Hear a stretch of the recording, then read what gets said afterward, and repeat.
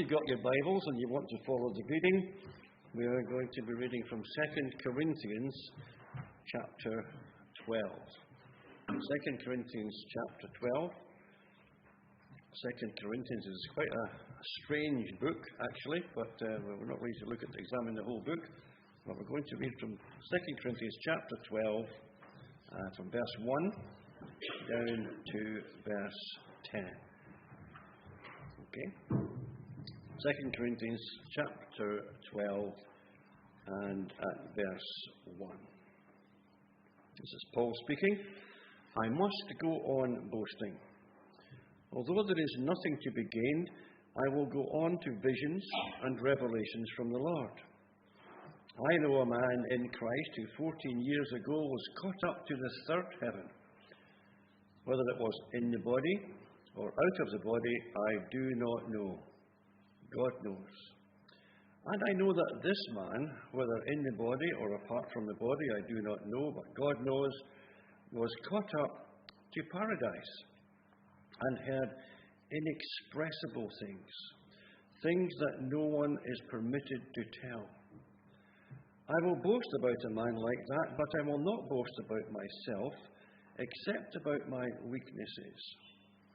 Even if I should choose to boast, I would not be a fool, because I would be speaking the truth, but I refrain so that no one will think more of me than is warranted by what I do or say, or because of these surpassingly great revelations. Therefore, in order to keep me from becoming conceited, I was given a thorn in my flesh, a messenger of Satan, to torment me. 3 times I pleaded with the Lord to take it away from me, but he said to me, my grace is sufficient for you, for my power is made perfect in weakness. Therefore, I will boast all the more gladly about my weaknesses, so that Christ's power may rest on me. That is why, for Christ's sake, I delight in weaknesses, in insults, in hardships, in persecutions, in difficulties. For when I am weak, then I am strong. I must go on boasting. A strange thing to say. Actually, if you go back through 2 Corinthians, you'll find that Paul did quite a lot of boasting. I've got some of them written down here. I'll not go through them all, but just for example, he starts off in chapter 1 by saying, this is our boast. And he talks about the way he has behaved among the people that he's with in verse 12. This is our boast. We've conducted ourselves with integrity, and so on. And integrity and godly sincerity. We've not relied on our own wisdom, but on God's grace. In verse 3, Paul says, I had boasted to him about you, and you have not embarrassed me. So Paul is prepared to boast about Timothy and Titus, and the people of the Corinthians seem to accept that. In chapter 9, he talks about the Corinthians' eagerness to help. And Paul says, I've been telling other people about how good you are, the Macedonians, for example. And so it goes on. He even boasts about the authority the Lord gave him for building them up. So he's prepared to say that I'm God's servant. I'm here to tell you about God. But in chapter 10, he says, I will not boast beyond proper limits, but will confine my boasting to what God has enabled me to do. And that is also to be able to have helped you. So he's prepared to say to these Corinthians, I'm really boasting about the fact that God has used me to serve you. And then he goes on to say again, we mustn't go too far in our boasting, because the great danger is that we'd really start to boast about ourselves. And that sets the sort of tone for the beginning of chapter 12. But let me say here that I could feel that I can boast about what I have done in life. Maybe we all could.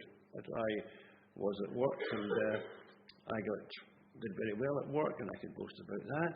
But mine as well. I mean, people receive me, especially when they go to Africa, as though I was the person that paid for every well. But I haven't. It's other people that have paid for the wells. I just happened to be someone that was obedient to God, and God called me to do this, and I have done it. So there's different ways we can boast. We can boast legitimately, or we can boast in a way that's not good. So going back to 2 Corinthians in a general sense, it's a bit of a mystery. But what Paul was trying to do was to vindicate his ministry among much opposition. And even today that's the case in many churches. Lots of people work very hard in churches, but they're not well received, even by people in the church and by people outside. And Paul is taking time to say to people, look, I've done this for you, but actually it's the Lord that's helped me to do it. And he's prepared to boast about other people, about Timothy and Titus.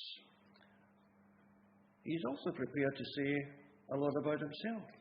He's also prepared to open his heart, disclose his motives, his passion for Jesus, and his love for the church. These are things that Paul is prepared to boast about. Oh, you say, that's not boasting, that's evangelism.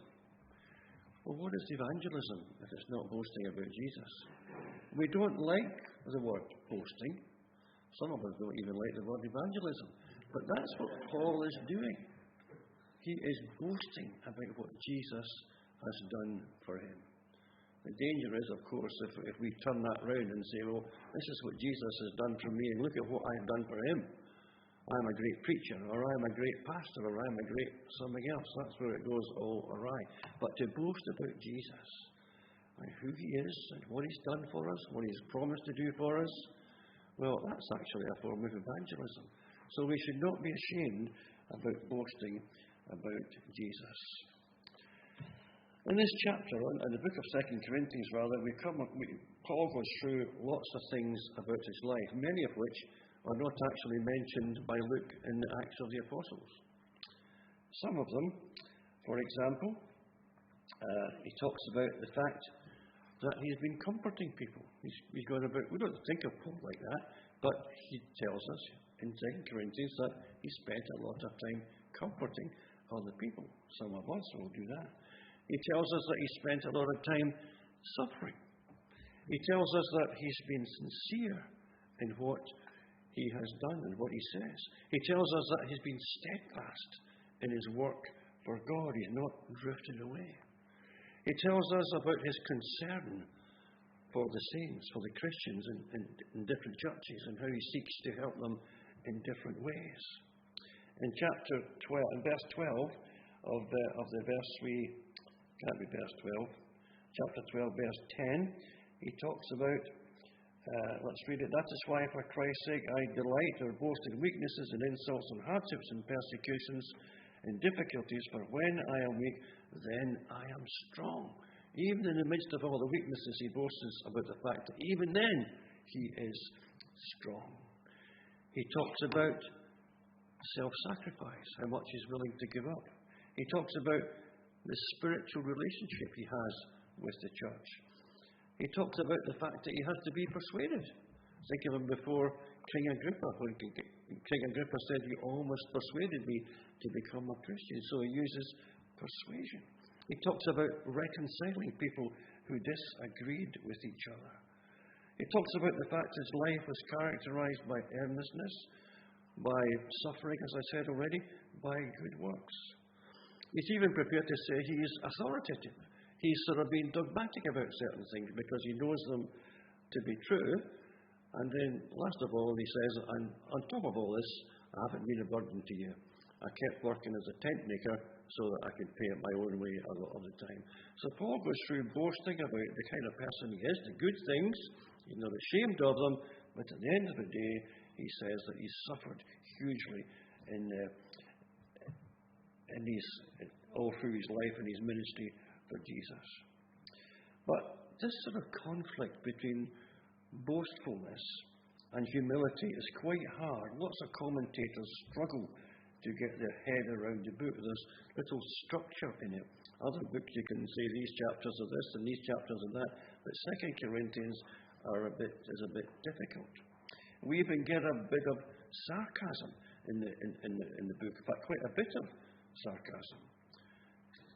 He pokes fun and ridicules people sometimes, but not in a way that's untrue. But Paul was only prepared to boast about God. There's a danger, I'm sure you'll know, in some circles of people boasting about themselves and trying to portray themselves. You see it a lot with these televangelists and so on, and they'll promote themselves and make it look as though they're God's gift to the church. In fact, they're only promoting themselves, even though you might think sometimes that they're promoting the faith. But it's more like show business than sacrifice. You need to read the preceding chapter to chapter 12 to get a full understanding of what Paul is trying to say. But what he's saying really is that your faith can never be based on some sort of super-duper, supernatural, spiritual experiences.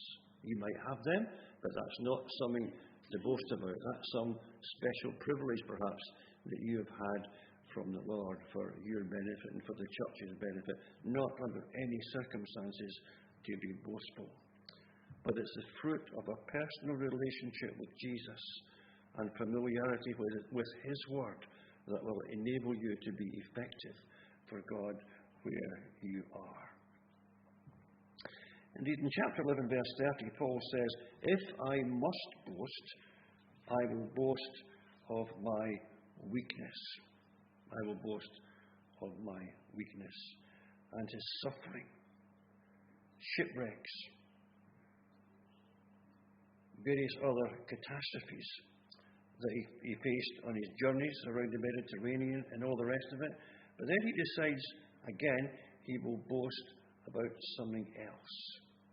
And we have this list that we had in the first 4 verses of the chapter. We have some of the things that he boasted about, and one of the things that he boasted about. And this is that one day, 14 years previously, he had this tremendous vision. Was it a vision, or was he literally taken up from the earth in his body into this place that's described in Scripture as the third heaven? He's back on earth, obviously, writing about it, but he doesn't seem to know whether his body remained on earth and he was up in heaven or paradise, or whether it was the whole of him that went up there. He doesn't know. He says it doesn't matter. He was caught up to paradise and heard inexpressible things that no one is permitted to tell. What an experience.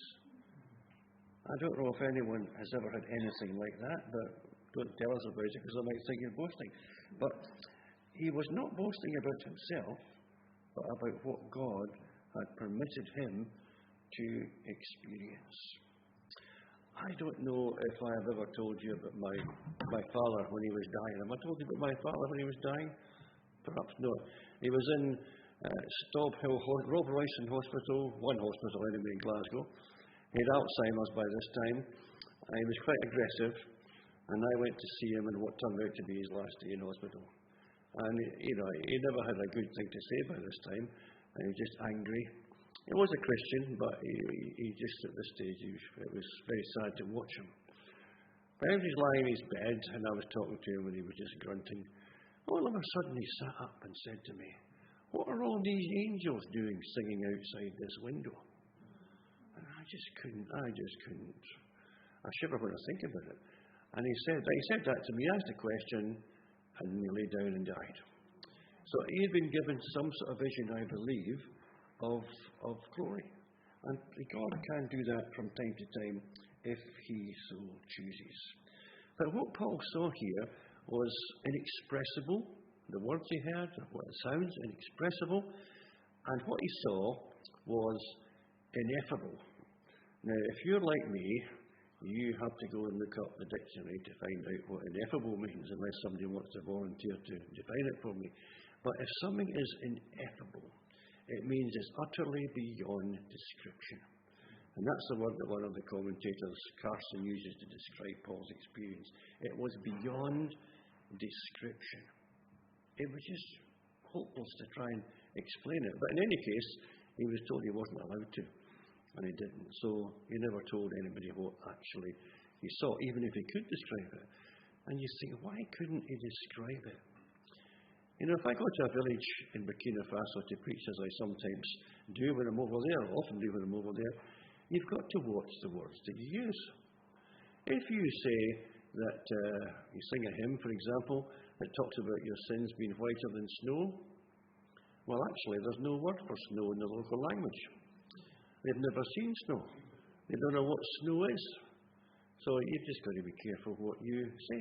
If you want to talk about electricity, they don't know what electricity is, because there is no electricity. These things are actually outside the realm of the experience of these people. And in the same way, what God has prepared as our heavenly environment is utterly beyond our imaginings.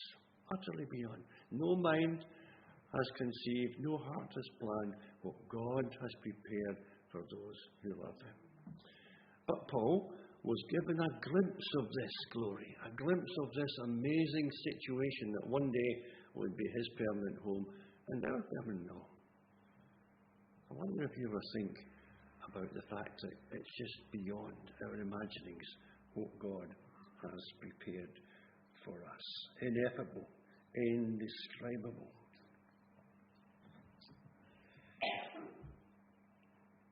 And of course, he wasn't allowed to share it with anyone. Now, what's Paul's response to this? This is what he says in verse 5. I'll boast about a man like that, which is himself, although he didn't admit it at the time, but I will not boast about myself except about my weaknesses.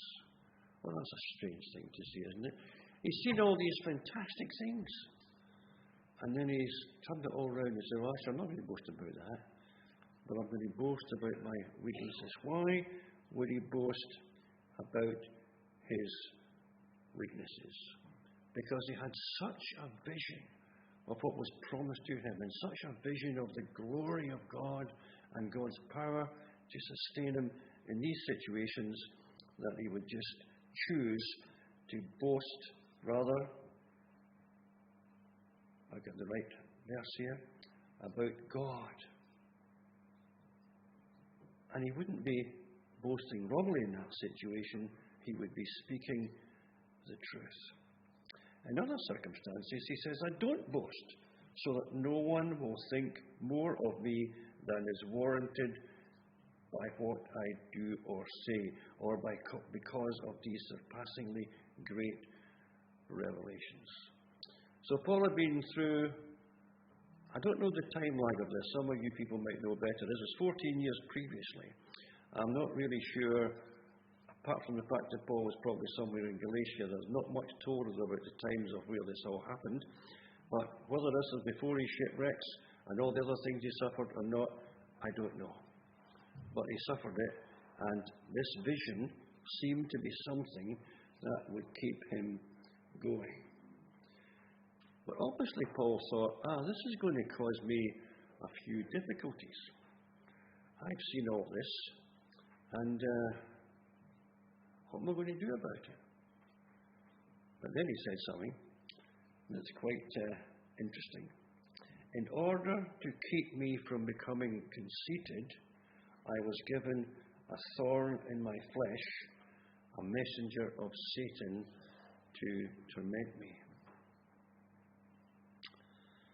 If God had used Paul, as indeed he did, in amazing ways, in all these missionary journeys, he used him to write the epistles, he saw these people converted all over the place, it would be easy to think, well, Paul's bound to feel a bit proud. He's bound to feel, I'm a great servant of God, I'm obviously a great preacher, and I'm a great church planter, and all this stuff.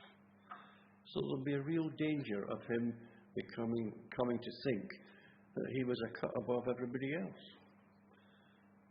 And what God is saying through this incident of the thorn in the flesh is, well, maybe you are, but I'm going to make sure that you don't keep that sort of thing to the front of your mind, because I am going to give you something in your life or your body that is just going to keep you under a little bit of control.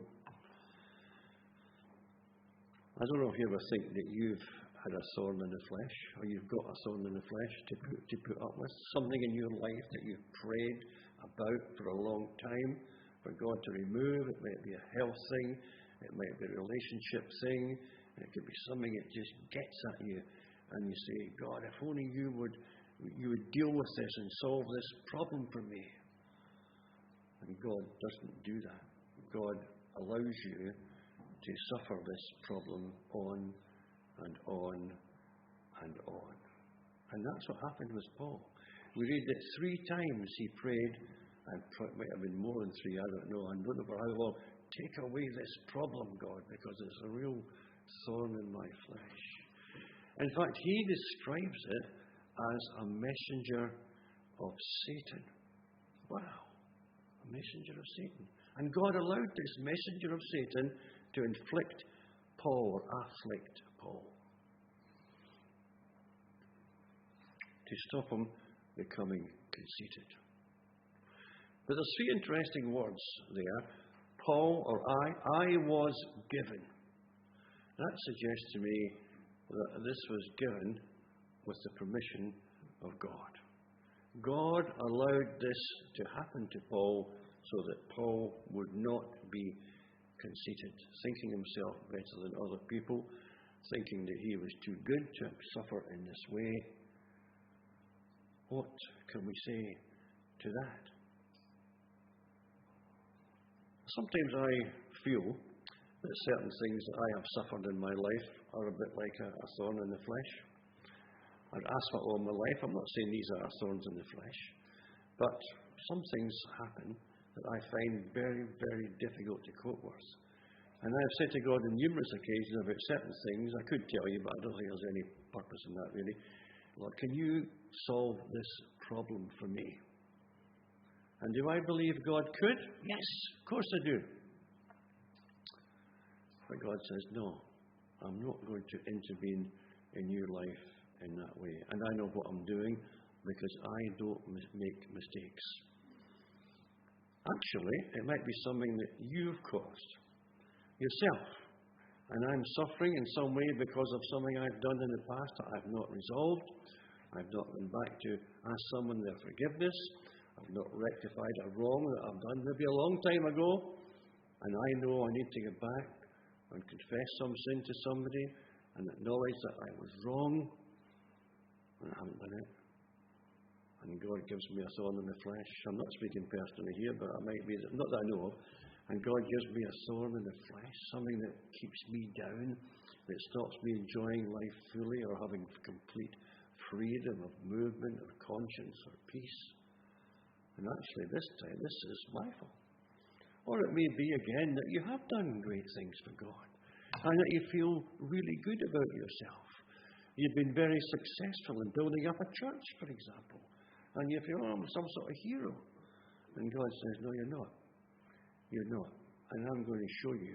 I'm going to keep you from becoming some sort of hero, because I'm going to give you this thorn in your flesh. Some people think it was an eyesight problem, but nobody actually really knows. To keep him from becoming conceited. That happens to lots of us. So what do we do? What do we do? We might feel like, well, stamping our feet. Say, come on, this is not right, this is not fair. But there was a bigger purpose for Saul, for Paul rather. Bigger purpose for Saul. Because Jesus said to him, it's recorded in your Bible, in verse whatever it is, verse 9, God said to me, or the Lord said to me, my grace is sufficient for you, for my power is made perfect in weakness. So whatever it is that's maybe the thorn in your flesh, Jesus is saying, I believe, this morning, two things. First of all, to some degree or other, you have had a picture, a picture of what is in store for you in the future. You might not have been caught up to the third heaven. You probably haven't. But if you did, you don't have to tell me. But you've had an awareness. And on one occasion, you met with Jesus at the foot of the cross, and he accepted you as his son or his daughter, and he promised you an eternity with him and your sins to be forgiven. And you've accepted that, I hope. If you haven't, you can today. But since then, maybe you haven't lived it out as you should have done. And you've lived for yourself.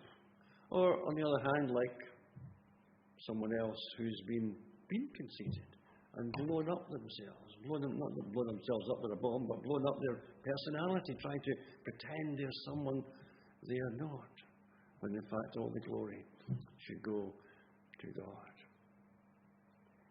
But suffering followed for Paul, and then he was told, my grace is sufficient for you.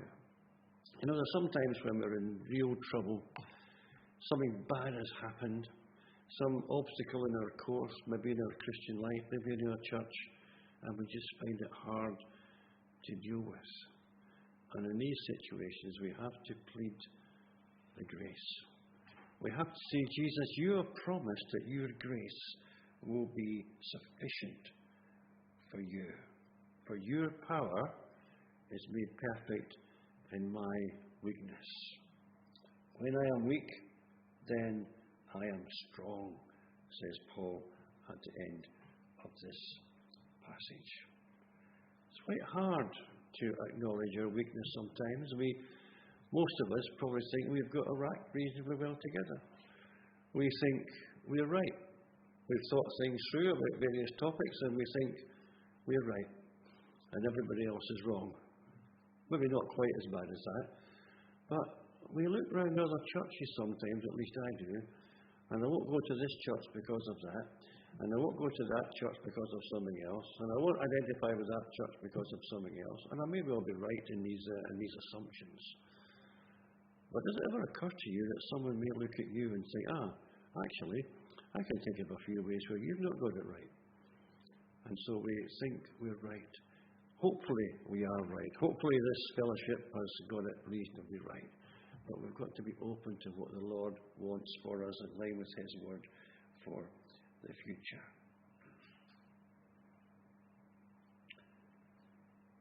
So Paul boasts about his own weakness. Did we boast about our weaknesses? I don't know. That's what Paul says he did. So, did he make a mistake by doing that?